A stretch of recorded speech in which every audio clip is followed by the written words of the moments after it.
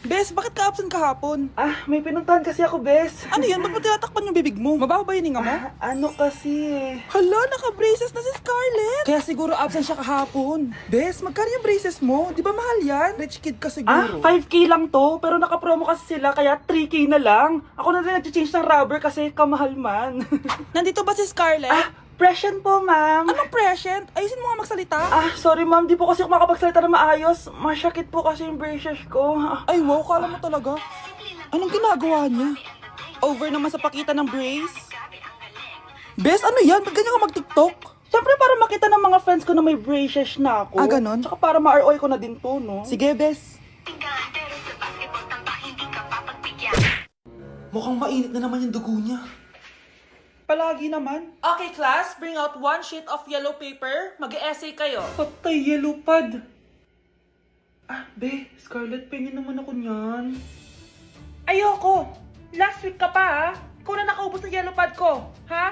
Bumili ka kaya? Sorry. Class, pass your research paper. Last week pa yan. Ma'am, eto na po yung akin. Oh, Scarlett. Nasa yung mga grupo mo? Tinanggal ko na po. Ha? Ba't mo kami tinanggal? Yung mga pinapasa mo, walang kwenta. Binigyan na kita ng chance, di ba? At ikaw naman, Samantha, hindi ka naman nag-send ng GC, di ba? Oh, kayong dalawa. Gumawa kayo ng sarili nyong research, ha? Bes, paano na tayo niyan? Pinapainit niya talaga dugo ko, ha? Bakit kaya palagi mainit yung dugo ni Scarlett? Baka mabigat lang yung pinagdadaanan niya, be. Miss, sorry.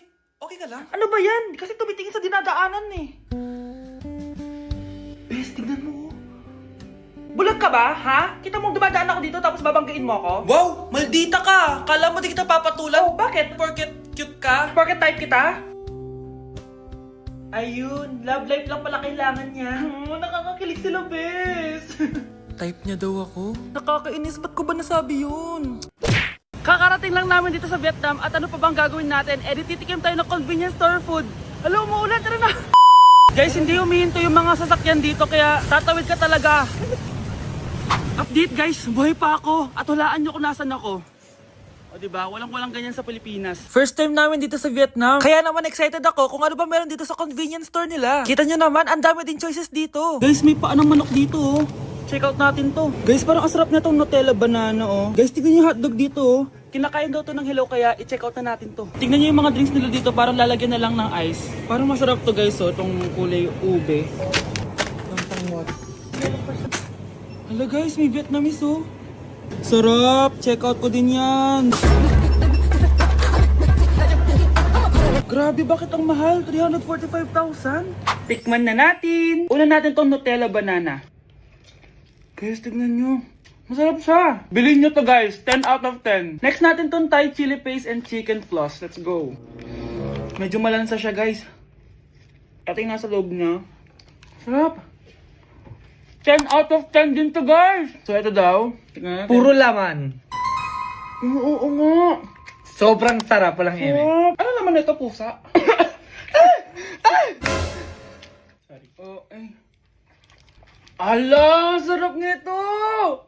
Sarap niya. 1 million out of 10. Next natin tong hotdog nila na hindi na niluluto. So, ganito siya guys. Pinil ko lang siya. Ang sarap! 9 out of 10 to sa akin. Next natin tong mix na spicy Korean chicken. Ayan, ganito yung tsura niya. Sarap siya. Hindi ko sabay. Sarap kaya. 8.5 out of 10. Masarap siya. Next natin tong Chan Garotyong na chicken feet or paa ng manok. Chicken feet talaga siya. As you can see, boneless siya. So, wala na ata siyang obo. Boneless siya. Ayan, guys. Hindi pala siya boneless. May buto siya. Oh. Ayoko siya. 2 over 10 lang siya talaga, guys. Okay, next naman itong mga barbecue nila. Ayan, iba't ibang flavor siya. 6 over 10 lang to sa akin. Okay guys, next ito, parang chicken ata. May lasa siyang efficacent oil. Ayoko to. 3 over 10 lang to sa akin. Ito guys, medyo spicy. Oo nga, lasang efficacent oil.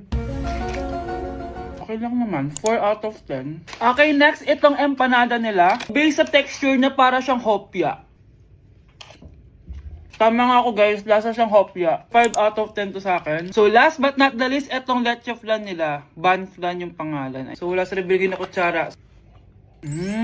Para siyang leche flan na hindi sobrang tamis. So 7 out of 10. So yun lang naman guys, kung gusto ng part 2, comment lang kayo dyan. Bye!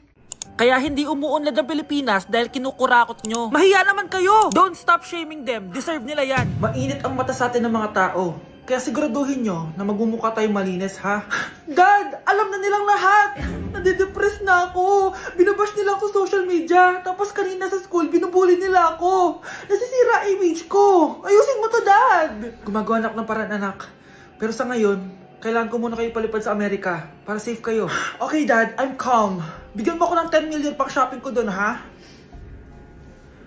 May mga mag-iimbestiga dito. Kaya lahat ng mga luxury cars namin, itago nyo muna.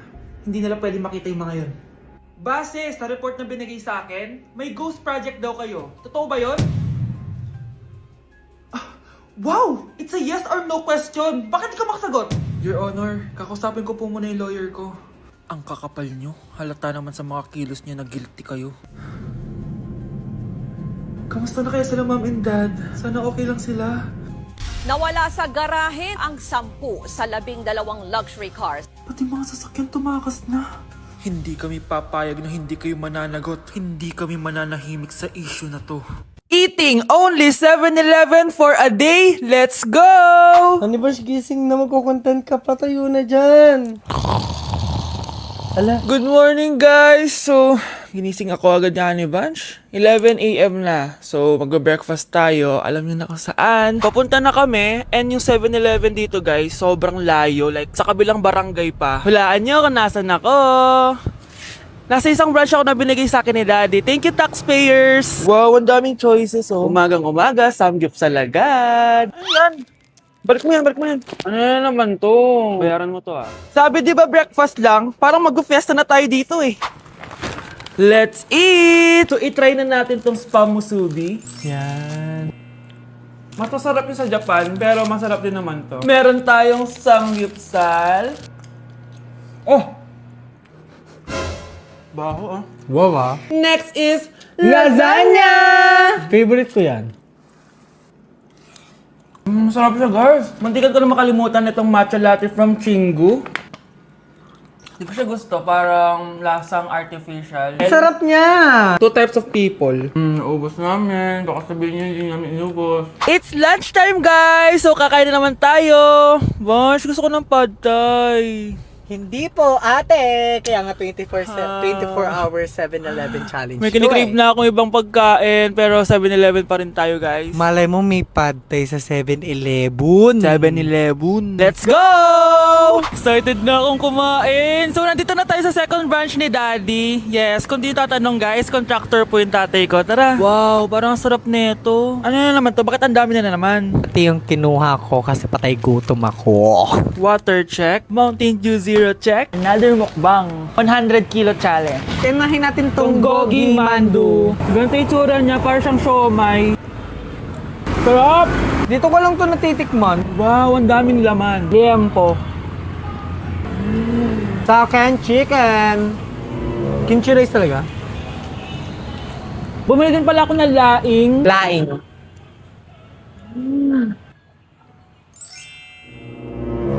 Hindi ko siya bet. For the dessert, May dessert pa? busog na naman! Next stop na namin is dinner! It's dinner time! So, it's 7:17 na ng gabi and medyo nagugutom na tong tao na to. Saan kaya tayo kakain? Ayan, saan pa ba? May sisig, oh. Let's eat this. Guys, may Bicol Express. Okay, mukbang na naman. Kuya, pabili nito lahat. Okay guys, mag-haul na naman tayo, no? Tara! Guys, una natin titikman nitong chicken fillet nila. Parang, Parang family chicken nga. Sarap. mana natin ng bulgagi. Sarap, di ba? Sarap! Unboxing! Sana secret. Oh my gosh! Ang sarap nito! Ngayon lang namin na-explore yung mga pagkain sa 7-Eleven sa Pinas. Sausaw natin to sa sabaw ng Bicol Express. Okay, next naman namin natitikman na itong sisig. Masarap naman pag maasim. Grabe guys, nabusog talaga ako, malala. Kaya naman, kung may challenge pa kayo guys, i-comment nyo lang dyan at gagawin namin yan. So yun lang guys, thank you for watching and see you on my next vlog. Wow, vlogger. Sa teacher nating naging pangalawang nanay natin. Oh, Scarlett, kanina ka pa tahimik. May problema ka ba? Ano po kasi ma'am, family problem lang po. Oh, kwento mo sa akin, makikinig ako. Baka may matulong ako sa'yo. Nak, ang bababa ng mga scores mo sa akin. Nangangalap kang bumagsak. Ma'am, sorry po. Dami ko po kasing inisip na itong mga nakarang araw eh. Sige, pagbibigyan kita ngayon ha. Pero promise mo sa akin na babawi ka next quarter. Talaga ma'am? Thank you ma'am, babawi ako, promise. Sa teacher nating hindi madamot sa grades. Okay class, pwede na kayo mag-lunch. Oh, hindi ka kakain? Wala po kasi akong baon ma'am. Oh, eto. Kumain ka na oh. Salamat po ma'am. Magsabi ka lang sa akin, Nak ha. Hindi ka makakaisip ng maayos pag wala kang kain. Sa teacher nating nagbibigay ng pagkain. Sa lahat ng mga teacher sa mundo na nagturo sa amin kung paano lumaban sa buhay, Happy Teacher's Day! I miss you? Sino yan ha? May boyfriend ka na no? Naku, sinasabi ko sa yung babae kapag nabuntis ka. Kala mo mura ang gatas at diaper? Oh, gutom ka na. Maarte ka kasi. May pagkain naman kasi kanina di ka pa kumain. Gusto mo may magdala pa para sa'yo. Ano ka, prinsesa? Maganda ka? Oh, masama pakiramdam mo. Ganyan talaga kapag tamad kumilos sa bahay, ha? Wala ka nang ginawa kundi humilata ng humilata. Tayo mo kaya linisin itong mga to. Hoy, babae ka. Ano, gagala ka na naman? Feeling mo siguro na ipabibi ka, no? Ha? Magtigil kang babae ka, ha? Dami ko na nagagastos sa'yo. Ma'am, pwede pa po ba ako mag-take ng quiz? Sorry po kung absent ako kahapon, nilagnat po kasi ako eh. Ay, hindi na pwede. Di ba sabi ko, pag absent na, bawal na mag-quiz. Ano yan, one day lagnat? Tigilan mo ako. Ang sabihin mo, tinatamad ka mag-aral. Ma'am, please, sige na. Humahabol po kasi ako na with honors eh. Oh, okay ko. Kung gusto mo mag-with honors, hindi ka dapat nagkakasakit. Ay, hello ma'am. Good afternoon po. Yes po, ma'am. Kayo po yung nanay ni Scarlett, di ba? Ay, opo ma'am. Yung anak ko kasi nilagnat. Kawawa naman. Pwede pa po ba siya mag-take ng quiz? Humahabol kasi siya ng with honors eh. Sayang naman. Ay, ganun po ba ma'am? Kawawa naman po pala si Scarlett. Di bali ma'am, bibigyan ko na lang po siya ng quiz. Nak, sa susunod kasi magsabi ka sa akin, ha? Hindi po kasi siya nagsasabi sa akin, eh. Nagka-amnesia siguro to. Naku, salamat sa konsiderasyon, ma'am, ha? Sobrang bait niyo po. Ay, opo ma'am. Mabait po talaga ako. Di ba, nak? Opo, Nay. Mabait po siya. Ay, Nay! Good news! Nanalo ako sa loto! Totoo ba, anak? Tumama lahat ng numero sa panaginip ko, Nay.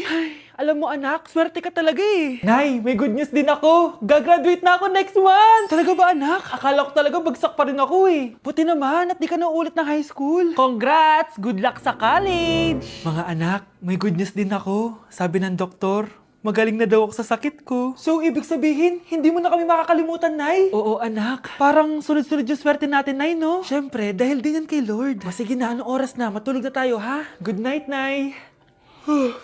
Grabe ang kalat naman. O anak, ba't kising ka pa? Nay, sobrang kalat kasi dito sa bahay. Naglinis lang ako. Anak, tigil mo yan! Masama yan! Ha? Bakit? Masama na ba maglinis, Nay? Hindi mo ba alam yung pamahiin na bawal magwalis sa gabi? Kasi pag nagwalis ka, parang tinataboy mo daw yung swerte palabas ng bahay. Ako, Nay, 2025 na, naniniwala ka pa rin sa pamahiin? Tumatanda ka na talaga.